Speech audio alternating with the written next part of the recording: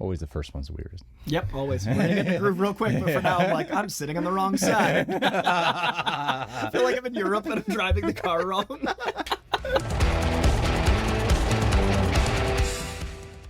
What's going on there, Reject Nation? So we're going to be doing something different. We're introducing a new segment to the channel called Coy's Comic Corner.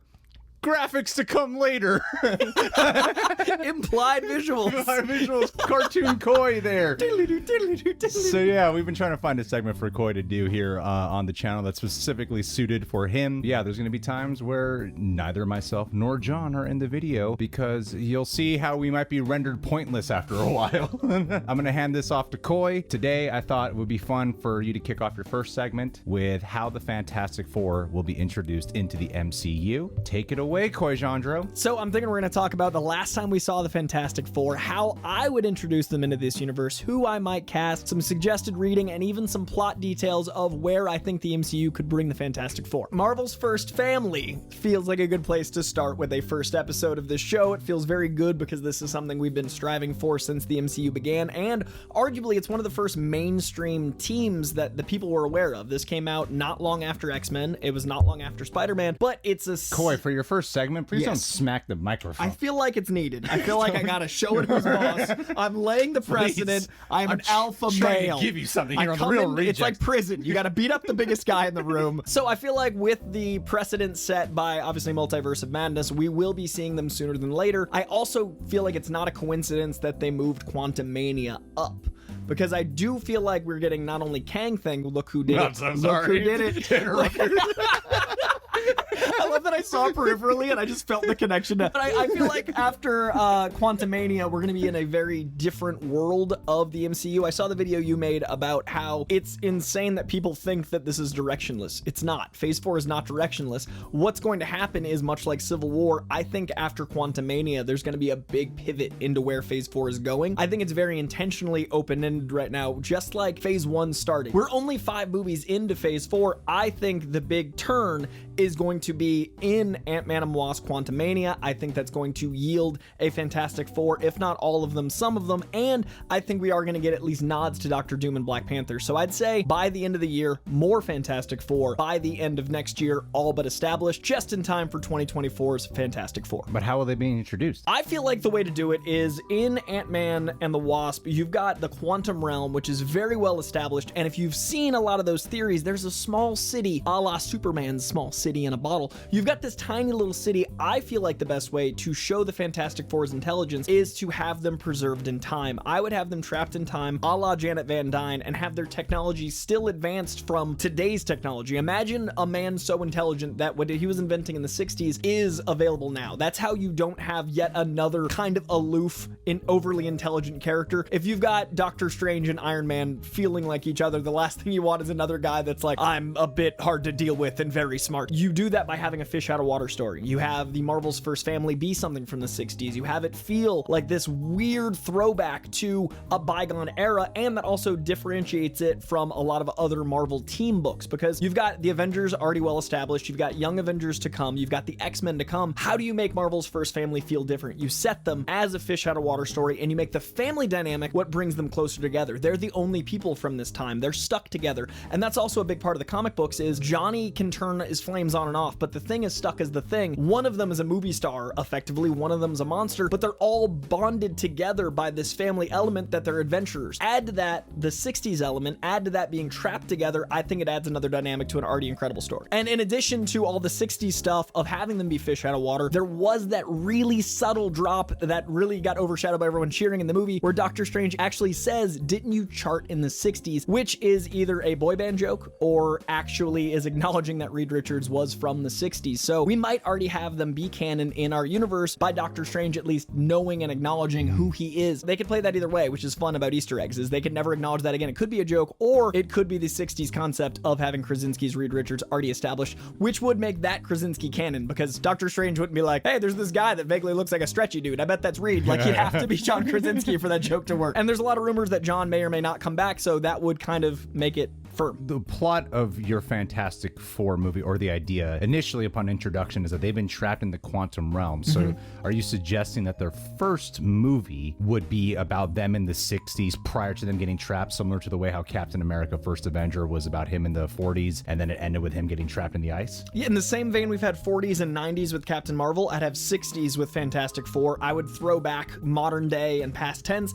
I would use Annihilus, personally. We haven't seen Annihilus on screen. What is Annihilus? Annihilus is a devourer of basically content, but Annihilus consumes all. Not quite to the level of Galactus where it gives energy, but Annihilus is a negative zone villain that is all-consuming, all-corrupting, and it looks like a giant insect. Imagine a very, very evil cricket. It looks like an evil green and purple cricket, and I think that villain, since we haven't seen it on screen before, and it's kind of, not one note, I feel like one note's not fair, but simple.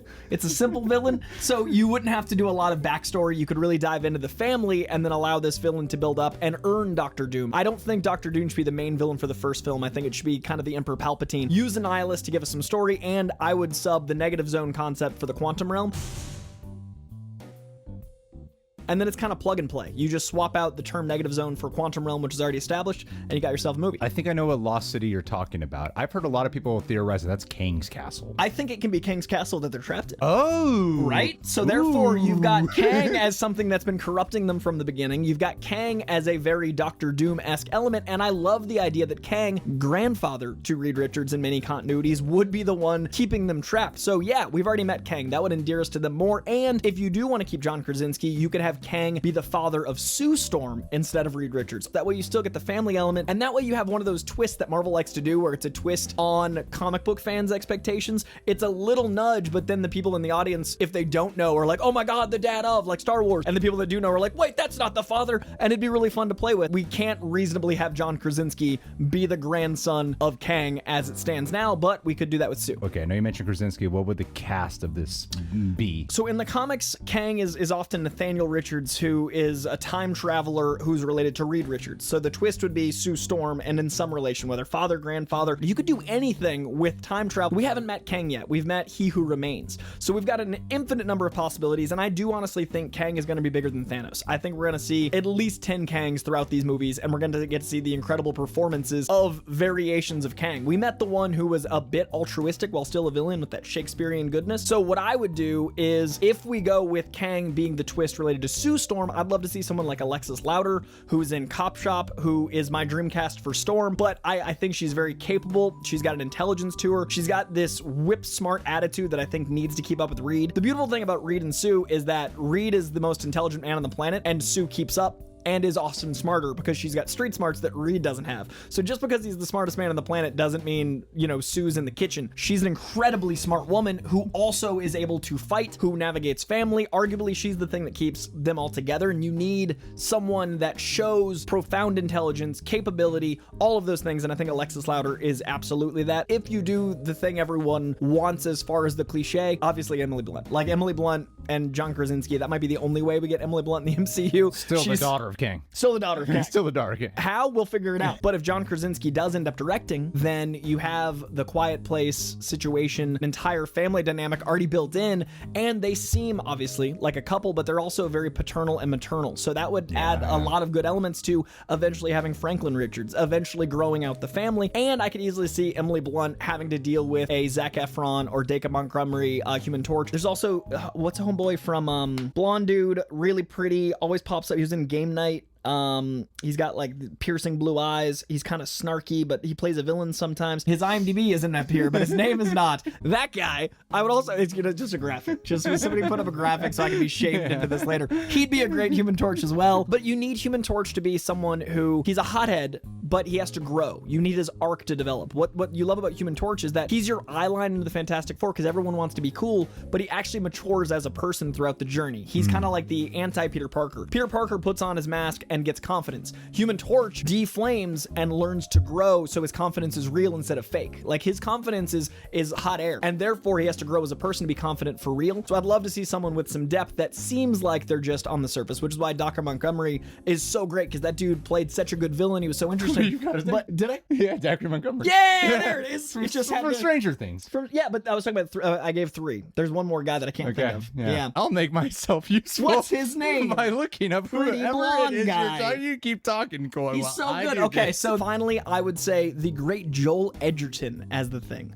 I think Joel Edgerton, he's got a soft compassion about him, but also when he's angry, you feel through that. I think his eyes are really gentle, which really need to be for the Thing. Yeah, Billy Magnuson. How good of a Human Torch would he be? He'd be great if I remembered anything he did, but yeah, he'd be perfect. Billy Magnuson, stars of such things Greg's seen as IMDb and other movies. And then Joel Edgerton as Thing. He's got the build for it. He's got that New York attitude when he wants to. The soft, gentle eyes juxtaposing the orange rock facade. Very important. You also want to feel compassion for him when he's like, Reed, you did this to me. I'm stuck like this. And I think Joel Edgerton has so much heart on his sleeve that you'll feel that heart through the rocky exterior. And we obviously need to talk about Doctor Doom, but as I think he's going to be introduced in Black Panther, I want to wrap around the idea of more of a political figure ambassador, how they're going to lay that out. So that's going to be a whole separate video, because I do have some ideas of how Doctor Doom specifically ties into Black Panther and some casting ideas. Way to tease a follow-up Just setting video.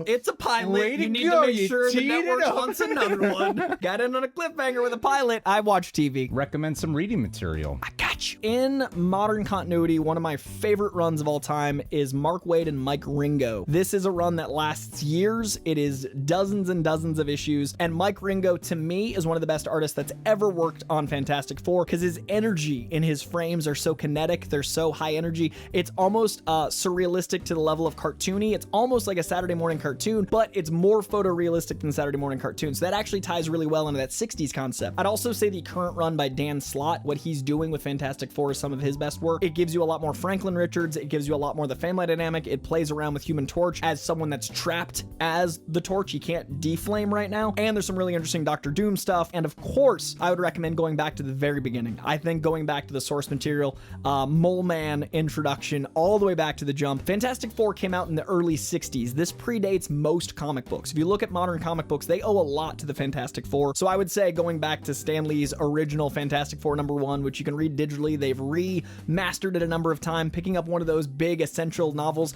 is absolutely a good time. And if you don't find that as approachable, the Ultimate stuff, I think, is where we're eventually going. Ultimate Fantastic Four, original Stan Lee Fantastic Four. Most recommended is Mark Waid and Mike Ringo, as well as the current Dan Slott run is what I would recommend. There's a lot of other stuff, but again, we'll talk about that more when it pertains specifically to other videos and ideas. Wow. Comics. So the next video, I'm just going to be off to the side. Hey, you told me who Billy Magnuson was. ask to Rick talk about this guy. What about comics? I was gonna stop. Who would play John Malkovich? Or I'm just gonna create a split screen and loop me nodding. Oh, yeah. That's gonna Stop hitting the mic. Just like you have like little signs you hold up, little flags. All right, guys. Well, here's what we can do. Why don't you go ahead and suggest some topics that maybe Coy can cover as we're finessing this.